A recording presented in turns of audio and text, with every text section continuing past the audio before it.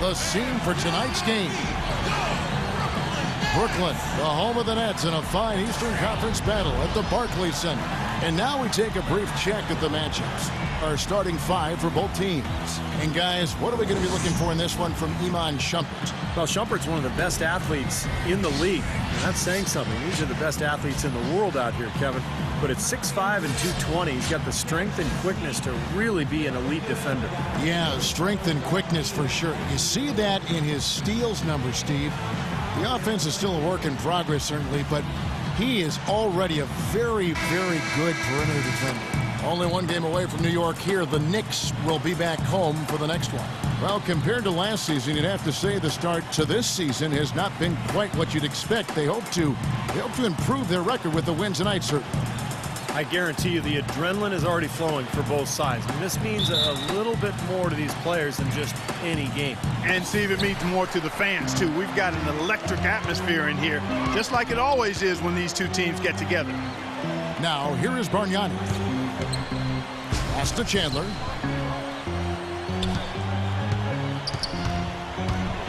And a strong finish with two hands. This game's going to take a big swing. Clark, if the D continues to clear out like that and give up easy dunks. Yeah, that's the kind of defense we expect to see in a blowout, Kevin, or even an exhibition game, not a close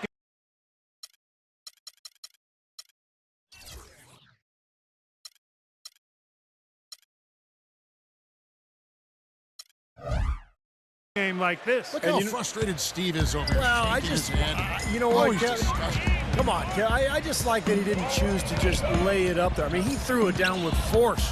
And so it's the Knicks getting on the board first.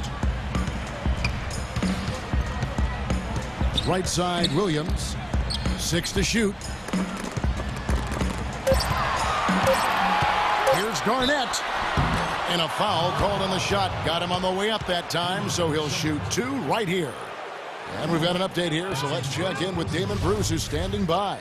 All right, Kevin, thanks so much. Let's take a look at the games from around the league that have already wrapped up. At Pepsi Center, it's the Nuggets winning over the Timberwolves. Their leading scorer, Wilson Chandler. Memphis with a loss to the Lakers out at Staples Center. So far, they've split their last 6 games. Their leading scorer, Zach Randolph. That'll wrap it up for us here, at least until the Sprint halftime report. Kevin? Great update, Damon. Thank you. Great day for basketball, isn't it, guys? Enough games to go around for everybody. An up-and-down season for the Nets last year, and the playoffs were just more of the same. They ended up getting knocked out by the Bulls in the only first-round matchup that went to 7 games.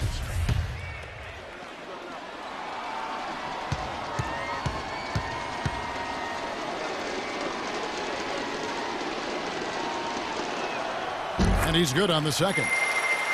Well, back to the Nets in the playoffs. They lost a game at Barclays early and looked to be on the ropes down 3-1 after 4 games, but they did well just to steal one in Chicago and force a Game 7. What a strange series that was. The Bulls made that miracle comeback behind Nate Robinson in 1 game and then ended up going on the road to Brooklyn and winning Game 7. What a disappointment for the Nets in their debut season in Brooklyn. And let's get this update now from Doris Burke, who's across the way on the sideline. I had a chance to catch up with Mike Woodson. One of their harder tasks in this game will be finding a way to slow down the explosive scorer, Joe Johnson. He said there isn't any one answer, as Johnson can and will play so many different roles in an offense throughout the course of the game. He said he can initiate plays as well as finish plays. We'll just have to make sure we don't lose track of them. Guys? Thanks a lot, Doris. In his return to New York, I tell you, Raymond Felton looks to have his best season yet as a pro. He came in and made plays and filled the void left at the point guard spot for the Knicks. And for Felton, I guess just something in the water in New York, huh, Stevie?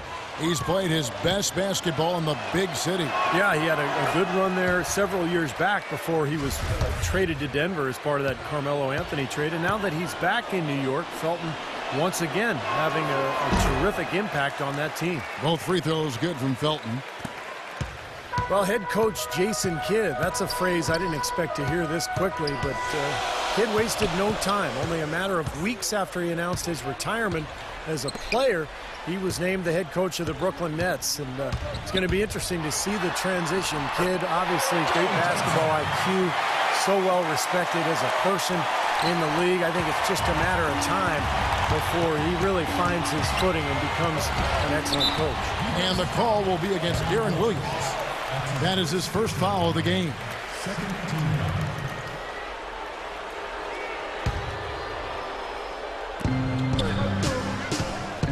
Bargnani dishes to Carmelo. Anthony right side. Bargnani with the ball. Now Garnett defending. Just 5 on the clock. Shumpert passes to Felton. Williams with the steal. Great reflexes to get a hand on that pass and go the other way with it. Pass to Pierce. Back to Williams. Nets passing it around.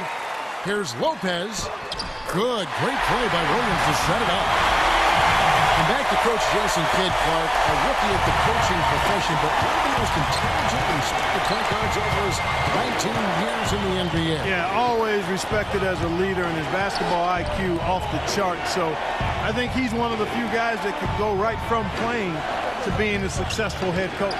6 on the shot clock. For 3, Felton. The rebound by Johnson. Looking at the last game for the Brooklyn Nets, it was a loss to the Kings in Sacramento. Well, shooting as poorly as they did, there was very little chance they were going to win that game, guys. Yeah, there was sort of a snowball effect in the game that I saw. I mean, what started as a cold night for a few guys became contagious and became a cold night for everybody. Now here's Pierce. He had a 12-point outing in their last game against the Kings in Sacramento. Out of bounds, New York takes possession. All right, a chance to check out some stats for Raymond Felton. How he performed last season. Averaged 14 a game, 5 assists, and 3 rebounds. And some pretty good numbers, I think, guys, when you look overall at his contributions. Yeah, and he's always looking to raise his game, and that's what you see in his consistency. One of the important characteristics that he brings to the table. Now, here's Felton. Shumpert. New York, no good that time either. And here is Williams. Lopez outside.